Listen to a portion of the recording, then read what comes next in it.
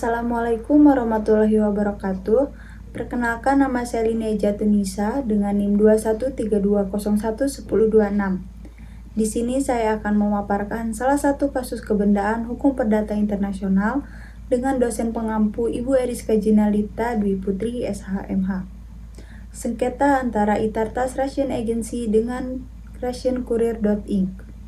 Kasus ini merupakan kasus antara Itartas Russian New Agency yang berkedudukan di Rusia dengan RussianCourier.Inc. yang berkedudukan di New York, Amerika Serikat. Kasus ini berkaitan dengan masalah sengketa kepemilikan dan pelanggaran hak cipta. Itartas Russian New Agency sebagai penggugat merupakan sebuah korporasi yang bergerak dalam bidang usaha mempublikasikan harian atau mingguan surat kabar yang sebagian besar berbahasa Rusia. Itartas Russian terdiri dari berbagai perusahaan berita serta para wartawan yang bekerja pada perusahaan berita tersebut. RussianCourier.Inc. sebagai tergugat merupakan perusahaan majalah mingguan berbahasa Rusia yang berkedudukan dan mendistribusikan terbitannya di wilayah New York, Amerika Serikat. RussianCourier.Inc. telah mengkopi sekitar 500 artikel yang sebelumnya telah dipublikasikan pada surat kabar para penggugat yang telah didistribusikan di Itartas. RussianCourier.Inc. juga telah mengkopi artikel-artikel yang berisi headline, gambar-gambar, bylines, grafik, sebagai tambahan pada teks yang kemudian dimasukkan ke dalam halaman layout, direproduksi, serta diprint pada halaman-halaman terbitan RussianCourier.Inc. Tindakan RussianCourier.Inc. yang mengkopi artikel, gambar, headline, maupun grafik dari karya para penggugat dilakukan tanpa memperoleh izin terlebih dahulu dari para penggugat. Selanjutnya ada analisis kasus. Yang pertama, hakim menghadapi persoalan hukum dalam wujud sengumpulan fakta hukum yang mengandung unsur-unsur asing atau foreign element dan harus menentukan apakah perkara merupakan persoalan hukum perdata internasional. Pada tahap ini, hakim menyadari adanya fakta-fakta di dalam perkara yang menunjukkan adanya keterkaitan antara perkara ini dengan tempat-tempat asing. Fakta-fakta yang menunjukkan bahwa hakim sedang menghadapi suatu masalah hukum perdata internasional tersebut dinamakan titik pertautan primer atau titik pertautan pembeda. Titik taut primer dapat berbentuk kewarganegaraan pihak yang bersangkutan, bendera kapal asing, domisili, tempat tinggal, tempat asal seseorang, atau domisili tempat kedudukan suatu badan hukum. Dalam sengketa antara Itartas Russian Agency dengan RussianCourier.Inc., yang menjadi titik taut primer atau titik taut penentu adalah tempat kedudukan dari pihak penggugat, yaitu RussianCourier.Inc. yang berkedudukan di Rusia. Yang kedua, hakim harus menentukan ada atau tidaknya kewenangan yurisdiksional forum untuk mengadili perkara yang bersangkutan. Dalam hukum acara perdata internasional, terdapat 3 forum yang berwenang memutus suatu sengketa, yaitu A. Forum rei, yang artinya bahwa forum atau pengadilan yang berwenang untuk memutuskan suatu sengketa adalah forum di mana tergugat bertempat tinggal. Dalam hal tergugat lebih dari satu di mana para tergugat bertempat tinggal di wilayah yang berlainan, maka gugatan dapat diajukan pada pengadilan dari tempat tinggal salah satu tergugat. B. Forum rei citae, yang artinya bahwa forum pengadilan yang berwenang memutuskan suatu sengketa adalah forum di mana letak benda. Benda yang dimaksud adalah benda tidak bergerak. C. Forum actus, dalam hal tergugat tidak mempunyai tempat tinggal yang diketahui, maka gugatan dapat diajukan ke pengadilan di mana penggugat bertempat tinggal.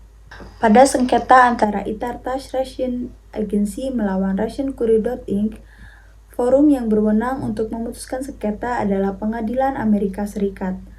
Hal ini karena RussianCourier.Inc. selaku tergugat berkedudukan di New York, Amerika Serikat. Dipilihnya Pengadilan New York sebagai tempat untuk menyelesaikan sengketa adalah didasarkan pada Principal Basis of Presence serta prinsip Forum of Convenience. Forum of Convenience berarti bahwa forum yang dipilih dalam menyelesaikan sengketa adalah forum yang paling menguntungkan tergugat, di mana tergugat dapat melakukan pembelaan. Dalam hal ini adalah forum di mana tergugat bertempat tinggal. Selanjutnya ada mencari dan menemukan kaidah hukum perdata internasional yang tepat melalui tindakan kualifikasi.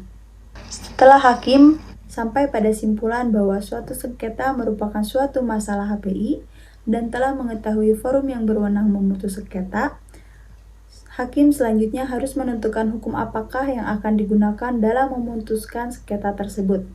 Namun, sebelum itu hakim terlebih dahulu harus melakukan kualifikasi. Kualifikasi sebenarnya adalah melakukan translation atau penyalinan dari fakta-fakta sehari-hari dalam istilah hukum. Fakta-fakta ini dimasukkan dalam kotak-kotak hukum, kelas-kelas, ruang-ruang atau kamar-kamar atau bagian hukum yang sudah tersedia. Berdasarkan kualifikasi tersebut, hakim dapat memasukkan fakta-fakta yang ada ke dalam golongan hukum benda, hukum orang, perjanjian, atau perbuatan melawan hukum. Pada tahap pertama, hakim melakukan kualifikasi primer, adalah kualifikasi yang diperlukan untuk menentukan hukum yang harus dipergunakan. Untuk dapat menentukan hukum asing manakah yang dipergunakan, harus dilakukan kualifikasi menurut kaidah HPI dari Lex Fori. Kaidah-kaidah HPI dari Lex Fori ini harus dikualifikasi menurut hukum material sang hakim. Kualifikasi dilakukan secara bertahap, yaitu yang pertama kualifikasi tahap pertama atau kualifikasi primer. Kualifikasi ini dilakukan dalam rangka menetapkan lex case. Kualifikasi pada tahap ini harus dilakukan berdasarkan Lex Fori. Kaidah-kaidah HPI dari Lex Fori ini harus dikualifikasi menurut hukum material dari hakim. Berdasarkan fakta-fakta yang ada, para tergugat telah mengkopi dan mempublikasi kembali karya cipta para penggugat tanpa seizin penggugat selaku pemilik hak cipta. Menurut ketentuan pasal 101 US Copyright Act 1976, pemilik karya cipta memiliki hak eksklusif untuk memproduksi karya cipta baik dengan mengkopi maupun dengan media rekaman. Pemilik hak cipta juga memiliki hak eksklusif atas publisitas karya-karya tersebut. Sesuai dengan ketentuan pasal 501 US Copyright Act 1976, maka setiap orang yang melakukan pelanggaran terhadap hak eksklusif dari pemilik hak cipta, sebagaimana ketentuan pasal 106, berarti telah melakukan suatu pelanggaran terhadap hak cipta. Dengan demikian, perbuatan tergugat dapat digolongkan sebagai perbuatan melawan hukum. Menurut US Copyright Act 1976, hanya pemilik dari hak eksklusif atas hak cipta yang berhak mengajukan gugatan. Dengan demikian, kepemilikan atau ownership merupakan dasar bagi gugatan atas suatu perbuatan melawan hukum terhadap hak cipta. Oleh karena itu, harus ditentukan terlebih dahulu siapakah yang merupakan pemilik atau ownership dari karya cipta yang menjadi pokok sengketa. Penentuan kepemilikan adalah untuk menentukan apakah Itartas Russian New Agency memiliki kepentingan yang cukup sebagai dasar untuk menggugat tindakan tergugat yang mengkopi artikel-artikel individu yang dipublikasikan pada surat kabarnya, atau gugatan tersebut hanya dapat dituntut oleh reporter yang menulis artikel tersebut secara pribadi. Dalam teori HPI, masalah kepemilikan atau ownership yang menjadi dasar untuk dapat menentukan siapakah yang berhak mengajukan tuntutan merupakan persoalan pendahuluan. Sebagai anggota dari Berne Convention for the Protection of Literary and Artistic Works, Amerika Serikat terikat oleh prinsip national treatment. Berdasarkan prinsip ini, suatu negara anggota harus melindungi pekerjaan dari autor asing sebagaimana perlindungan yang diberikan kepada autor dalam negeri.